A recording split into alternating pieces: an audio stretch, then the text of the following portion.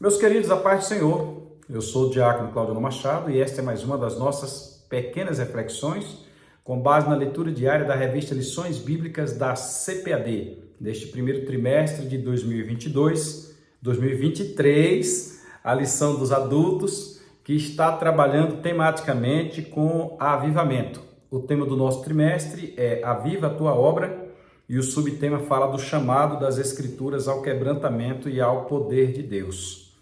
Nós estamos hoje no nosso quarto vídeo. Você tem mais 3 aí para assistir, viu? Não perca não. Assista esses 3 vídeos aí, assista este, se for da vontade de Deus, faremos os outros 2, o de sexta e sábado, e você deve assistir todos. Estão todos na mesma capa, então não perca tempo. Aproveite para dizer, se inscreva no nosso canal, compartilhe, curta, comente, tá bom? Você vai nos ajudar a fazer com que este conteúdo alcance outras pessoas. Nós estamos diante da lição número 9, lição na qual traz para a semana a temática o avivamento pentecostal no Brasil. O Pentecostes não ficou adstrito a épocas passadas, não ficou adstrito a regiões, não ficou adstrito a pessoas, não ficou adstrito a títulos de igreja. Ele chegou no Brasil e alcançou todos os rincões deste nosso colossal país. Estamos hoje na nossa quarta reflexão, conforme já dito, e a nossa leitura hoje está no Evangelho de Marcos, capítulo de número 16, versículo de número 18. Marcos 16 e 18, cuja epígrafe é: sinais e maravilhas são as marcas do avivamento pentecostal. Sinais e maravilhas são as marcas do avivamento pentecostal. Eu vou fazer a leitura na tradução Revista Almeida Corrigida e estou de uso da Bíblia de Estudo Cronológica, aplicação pessoal.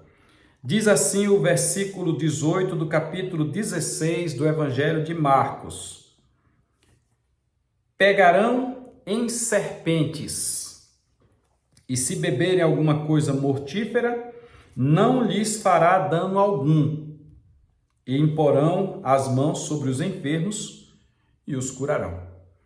Alguns admiram-se do quanto o evangelho expandiu no Brasil. Alguns admiram-se. Só que o evangelho no Brasil, ele foi espalhado com uma raiz pentecostal, com uma raiz que tem a consciência de que precisa ser batizado com o Espírito Santo. E sendo batizado com o Espírito Santo, logo vem a aplicação dos dons.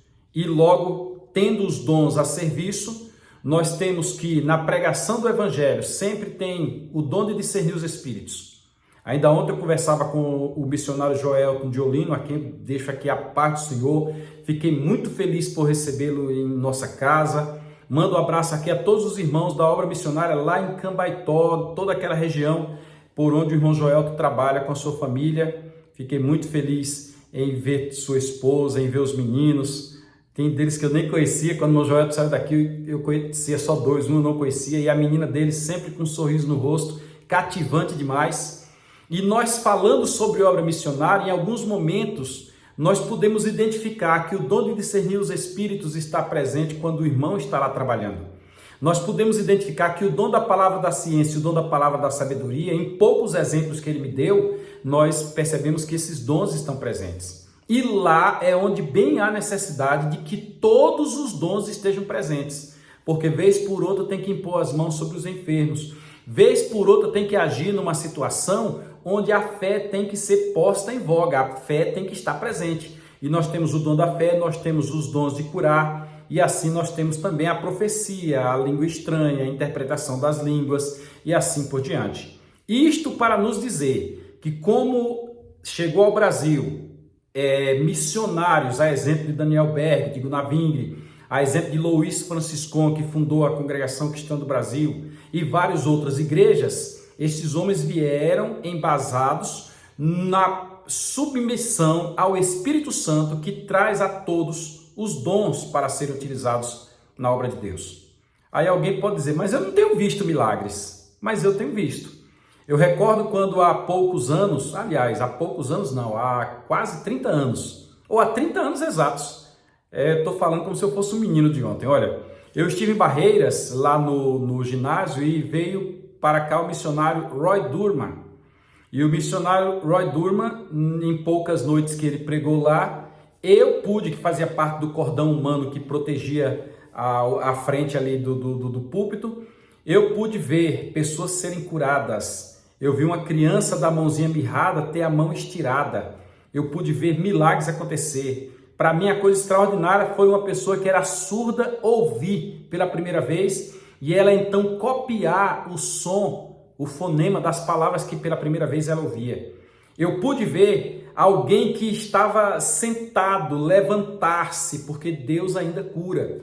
Em outras ocasiões, aqui na cidade de Luiz Eduardo Magalhães, onde eu moro, por exemplo, eu vi em plena praça pública pessoas serem curadas na frente de todo mundo. E sem falar de cultos em que o Espírito Santo usa seus servos em profecia. Já me aconteceu por algumas vezes de ouvir as profecias e dizer, isso aqui é Deus operando. Como eu já vi em várias outras situações, Deus tomar providências exatas. Lembro-me do exemplo que contou o pastor Adroaldo Boaventura, que indo visitar um dos nossos missionários num povoado por nome Roda Velha de Baixo, melhor dizendo, lá a esposa do missionário estava enferma. E o pastor Adroaldo, acompanhado do pastor Juvenal Gomes, me parece que acompanhado do pastor Edivan Carvalho também, resolveram orar pela irmã. E ao terminar a oração, a irmã levantou e logo foi preparar alguma comida para os pastores que tinham acabado de chegar. Aconteceu comigo. A irmã Everaldina, a quem eu deixo um abraço, a Cícera, a Larissa e as outras meninas, teria que me acompanhar num grupo familiar de crescimento que nós iríamos realizar um culto ali próximo de onde é o Otomar Schwember, aqui na cidade de Luiz Eduardo Magalhães. Hoje, fruto desse trabalho, nós temos a congregação do Mimoso 1. Eu mando a parte do Senhor para todos os irmãos dali do Mimoso 1, irmão Jadiel e etc. O que ocorre é que quando eu cheguei na casa da irmã Everaldina estava doente e não conseguia mais levantar, não conseguia me acompanhar, melhor dizendo. E nós, naquele momento, impomos as mãos sobre a irmã Everaldina, eu orei e disse, Verardina, que eu chamo ela assim, tu tem que levantar, Verardina, porque eu não posso ir lá sozinho, não.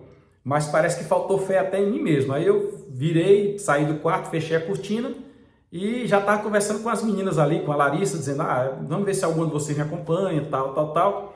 Isso foi no ano de 2000, se não me falha a memória, 99, 2000.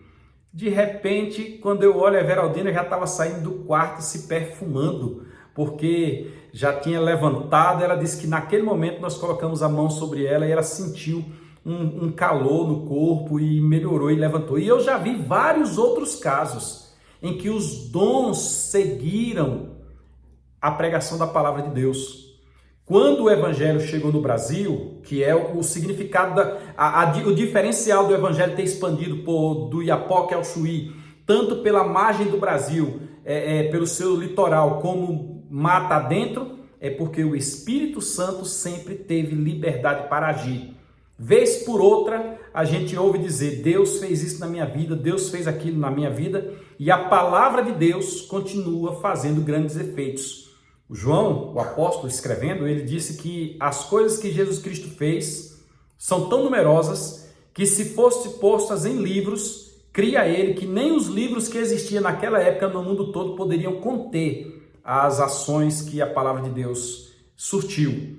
E eu digo isso com base no que ocorre hoje, porque Jesus não parou de agir. No livro de Atos dos Apóstolos foi colocado uma reticências. Hoje, Jesus age por intermédio, e Lucas disse isso, o que ele começou a fazer, ele começou lá nos evangelhos, mas ele continuou fazendo pela igreja. Atos não encerrou a ação da igreja e hoje nós somos igreja e nós continuamos atuando. O irmão Joel tem um testemunho muito lindo de alguns irmãos lá que receberam grandes milagres, pessoas a quem o Espírito Santo atuou na vida deles. Então, meu irmão, eu tendo a te dizer que os sinais seguem a pregação da palavra e estes sinais estão escritos aqui em Marcos 16, versículo 18. Se colocarem as mãos, pegarão em serpentes. Lembrei de Paulo, quando Paulo estava sendo levado para Roma, de Cesareia para Roma, preso, e de repente, quando a embarcação afundou, eles saíram lá numa ilha e uma serpente mordeu a mão de Paulo. Paulo olhou para a serpente assim, nem fez conta, jogou a serpente no fogo e acabou a conversa. Vai morrer não. é crente, tem milagre acontecendo.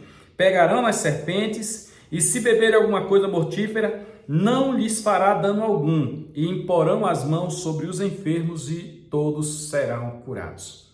Que Deus te abençoe e, tomando isso como métrica, vamos anunciar o Evangelho, pois uma grande porta, como lemos esta semana, se nos abriu e nós precisamos entrar por ela para que o Senhor traga os milagres que Ele tem proposto para todos. Fiquem todos na paz do Senhor. Amanhã, querendo Deus, nós falaremos sobre a pregação avivada é seguida de sinais e maravilhas. Aí nós vamos falar um pouquinho do reteté, tá bom?